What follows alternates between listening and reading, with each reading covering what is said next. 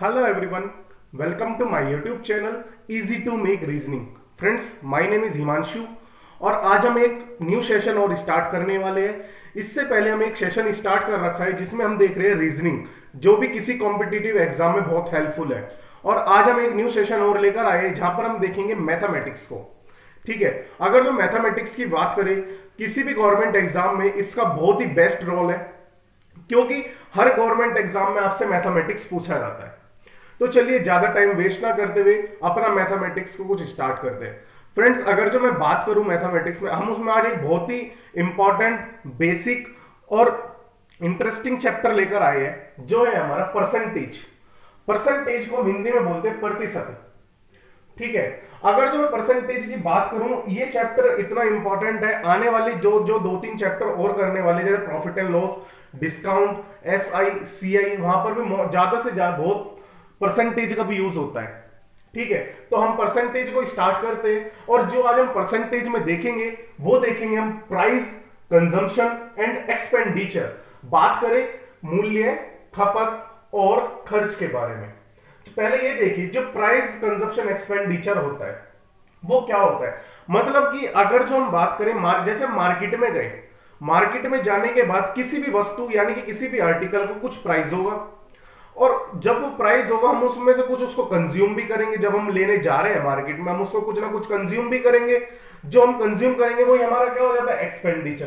तो यहां से हमारी एक चीज निकल कर आ गई, price into consumption equals to हमारा क्या होता है, एक्सपेंडिचर होता है। ठीक है, बोले तो मूल्य गुणा खपत बराबर किसके होती है, हमारे खर्च के। तो चलिए ज्यादा टाइम वेस्ट ना करते हुए हम एक क्वेश्चन देख रहे हैं, और जो क्वेश्चन है वो आपकी अब स्क्रीन पे आएगा। ठीक है, तो चलिए क्वेश्चन है क्या, देखो क्या कहा, the price of an article is increased by 40%। जो प्राइस है किसी भी आर्टिकल का वो इंक्रीज हो गया किससे, 40% से। ठीक है, फिर it's consumption is decreased bye 20%। जो उसकी कंजम्पशन है वो 20% से क्या हो गया, डिक्रीज हो गई।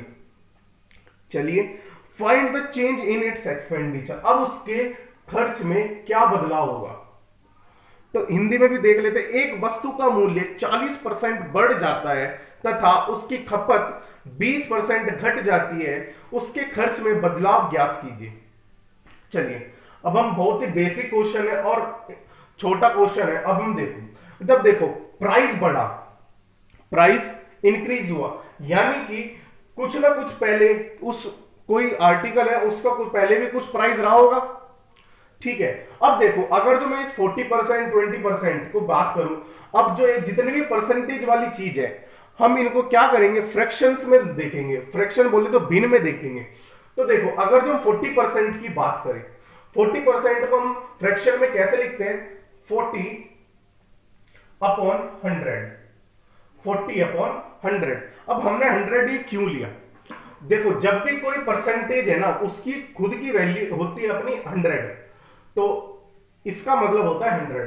तो हम इसको डिवाइड करेंगे किससे, 100 से। तो कितना आ जाएगा हमारा, 2/5, यानी कि 2/5 हमारा क्या आ जाएगा इसमें, 40% की फ्रैक्शन।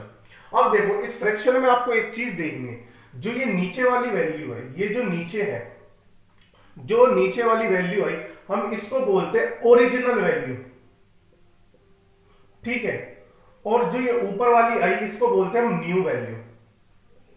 यानी कि जितना भी घटा बढ़ा वो ऊपर आएगा और जो जितनी भी वास्तविक मूल्य है उसका वो नीचे रहेगा। ठीक है, ऐसे ही हम 20% को देखते हैं। 20% को हम क्या बोल सकते हैं, ऐसे लिख सकते हैं 20/100। अगर जो हम इसको काटेंगे तो कितना आ जाएगा, 1/5, 1/5। 20% का जो फ्रैक्शन होता है 1/5 होता है। तो चलिए इसको रफ करते हैं और क्वेश्चन को करते हैं। देखो हमने एक फॉर्मूला पढ़ा भी, price into consumption equals to हमारा क्या होता है, एक्सपेंडिचर।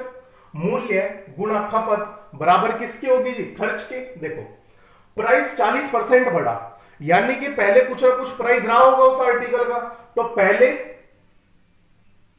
वाला प्राइस और अब वाला प्राइस, यानी कि इसको ओल्ड और न्यू प्राइस के नाम से भी देखेंगे। चलो, प्राइस 40% बढ़ा, तो 40% की जो फ्रैक्शन है वो मैंने भी बताई 2/5, यानी कि जो पहले जो प्राइस था किसी भी आर्टिकल का वो कितना था 5, पहले कितना था 5, और अब कितना हो गया 2 बढ़ गया 2 से, तो कितना हो गया 7। ठीक है, चलो मल्टीप्लाई करते हैं। अब जो कंजम्पशन बोला वो 20% घट गया, तो 20% को हम क्या बोलते हैं 1/5, 20% को हम क्या बोलते हैं 1/5। देखो जो पहले कंजम्पशन थी हमारी वो कितनी थी 5, और अब कितनी है 4, क्योंकि 20% घट रही है, यानी कि 1 से घट रही है। अब देखो रिजल्ट क्या आएगा कि जो एक्सपेंडिचर, अब देखो प्राइस इनटू कंजम्पशन हमारा क्या होता है, मूल्य गुना खपत हमारी क्या होती है खर्च। तो हम खर्च हमारा कितना आ गया, पहले पहले हम 25 रुपए खर्च करते थे, और अब कितने कर रहे हैं 28 रुपए किसी भी वस्तु में। चलो ये बात समझ में आ गई। अब देखो अब इसने क्या किया, खर्च में कितना बदलाव आया, यानी कि पूछा क्या एक्सपेंडिचर पूछा उसने। देखो जो एक्सपेंडिचर था पहले और अब में कुछ बढ़ रहा है, तो कितने से बढ़ रहा है 3 से बढ़ रहा है, 3 से बढ़ रहा है, चलो 3 से बढ़ रहा है। अब देखो जब भी हम कोई प्रॉफिट एंड लॉस निकालते, सॉरी परसेंटेज निकालते हैं, वो निकालते किस पे, ओल्ड वाली वैल्यू यानी कि पहले वाली मूल्य पे। तो पहले हम एक्सपेंडिचर कितना कर रहे थे 25%, सो 25 का कर रहे थे हम 25 गुणा 100। ठीक है, अब क्वेश्चन को कट, यहां से 25 चौका 100, तो यहां पे 4 आके, तो यानी कि 12% से अब उसका जो एक्सपेंडिचर है वो इंक्रीज हो रहा है। ठीक है, क्वेश्चन समझ में आया। चलिए इसी तरीके का एक क्वेश्चन और लेते हैं।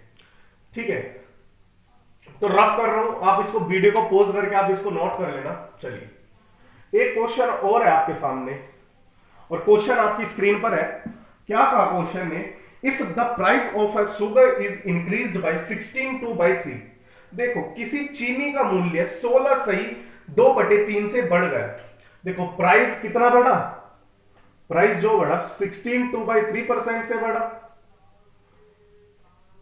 ठीक है, इंक्रीज हुआ है। चलिए, और इसका जो कंजम्पशन है वो डिक्रीज हुआ 20% से, तो जो उसकी खपत है वो 20% से क्या हो गई, घट गई। चलिए, तो इसमें वही क्वेश्चन पूछा, तो जो चेंज इन एक्सपेंडिचर यानी कि खर्च में बदलाव, एक्सपेंडिचर में कितना चेंज हुआ। देखो हमें करना वैसे ही है, price into consumption equals to क्या होता है हमारा expenditure, price into consumption equals to हमारा क्या होता है एक्सपेंडिचर। अब देखिए ओल्ड पहले और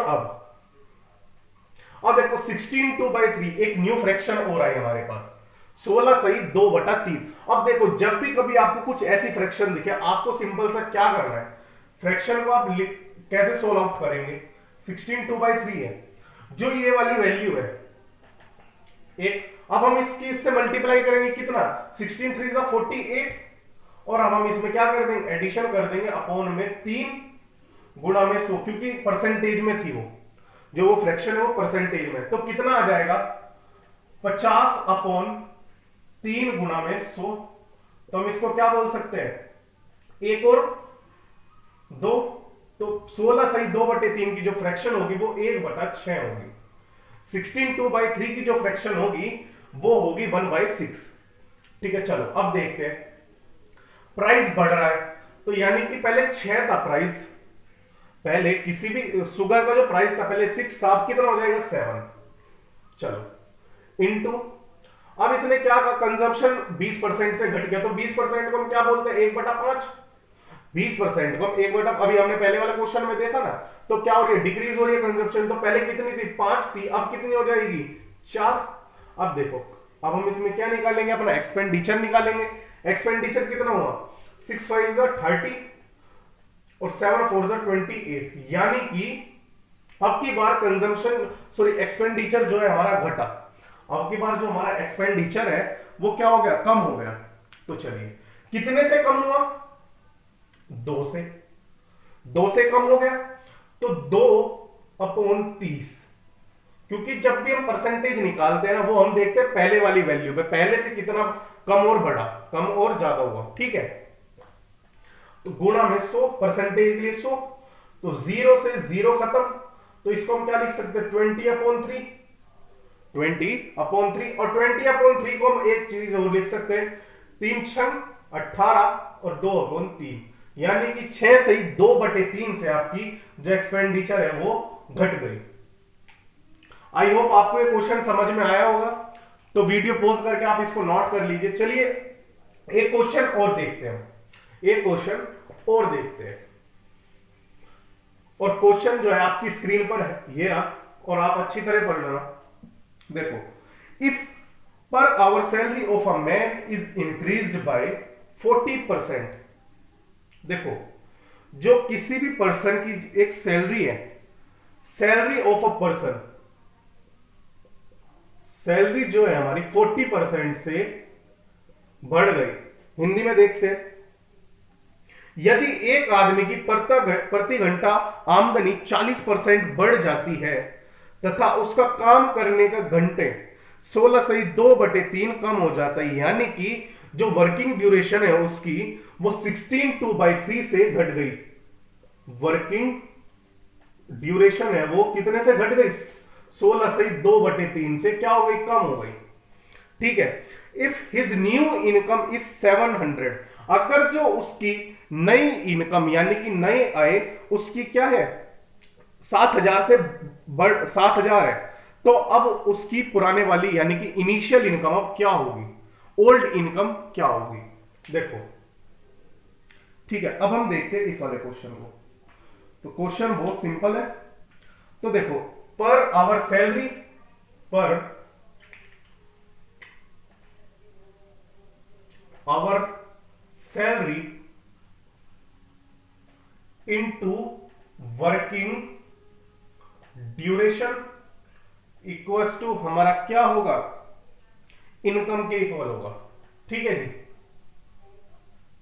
ये थोड़ा अलग टाइप से क्वेश्चन है, मगर ऐसे भी क्वेश्चन बाजी बार पूछ जाते हैं। तो देखो, पहले उसकी सैलरी कुछ ना कुछ रही होगी, ओल्ड पहले वाली और न्यू। चलो, अब इसने क्या कहा, सैलरी 40% से बढ़ गई, तो 40% को हम क्या बोलते हैं, 2/5। तो पहले 5 थी, अब कितनी हो जाएगी, 7। ठीक है, पहले 5 थी, अब कितनी हो जाएगी, 7।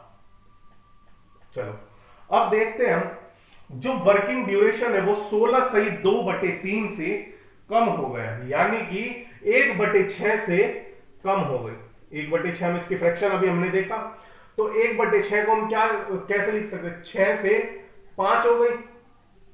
चलो अब देखते हैं, उसने कहा इनकम, इनकम कितनी हो गई, 6 5 जा 30 और 7 5 जा 35।